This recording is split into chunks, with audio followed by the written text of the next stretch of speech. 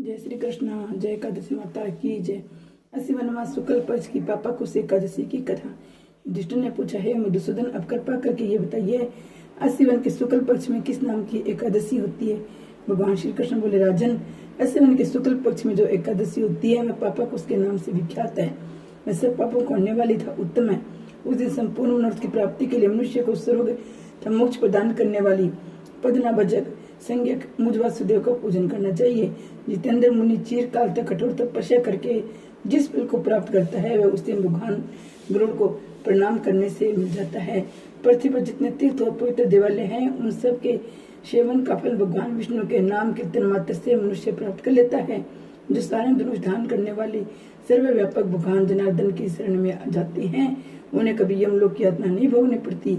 यदि अन्य कार्य में प्रसंग से भी मनुष्य एकमात्र एकादशी का उपवास कर ले तो उसे कभी यम यातना नहीं प्राप्त होती।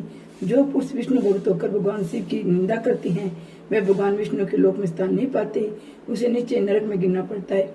इस प्रकार यदि कोई शैव या पशुपत होकर भगवान विष्णु की निंदा करता है तो वह घोर रौरव नरक में तब तक पकाया जाता है जब तक 14 इंद्रियों की आयु पूरी नहीं हो जाती। ये एकादशी स्वर्ग और मोक्ष प्रदान करने वाली, शरीर के निरोग बनाने वाली, सुंदर स्त्री, धन एवं मित्र देने वाली है। हे राजन, एकादशी को दिन में उपवास कर रात्रि में जागरण करने से अनायासी विष्णु धाम की प्राप्ति हो जाती है। हे राजेंद्र, वह पुरुष मातृ पक्ष की 10, पिता पक्ष की 10 तथा स्त्री पक्ष की 10 पीढ़ियों का उद्धार कर देता है।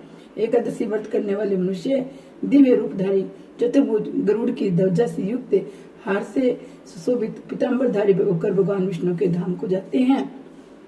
80 वन के शुक्ल पक्ष में पापा कुश का व्रत करने मात्र से मानव सब पापों से मुक्त हो श्री हरि के लोक में जाते हैं। जो पुरुष श्रवण, तिल, भूमि, गो, अन्न, जल, जूते और छाते का दान करते हैं वे कभी यमराज को नहीं देखते। हे नरश्रेष्ठ, दरिद्र पुरुष को भी चाहिए वह यथाशक्ति स्नान, दान आदि क्रिया करके अपने प्रत्येक दिन को सफल बनाए। जो होम, स्नान, जप, ध्यान, यज्ञ आदि पुण्य कर्म करने वाले हैं उन्हें भयंकर यम यातना नहीं देखनी पड़ती। लोक में जो मानव दीर्घायु, धनाढ्य, कुलीन और निरोग देखे जाते हैं वे पहले के पुण्यात्मा हैं। पुण्य करता पुरुष ऐसे ही देखे जाते हैं। इस विषय में अधिक कहने से क्या लाभ। मनुष्य पाप से दुर्गति में पड़ते हैं, धर्म से स्वर्ग में जाते हैं।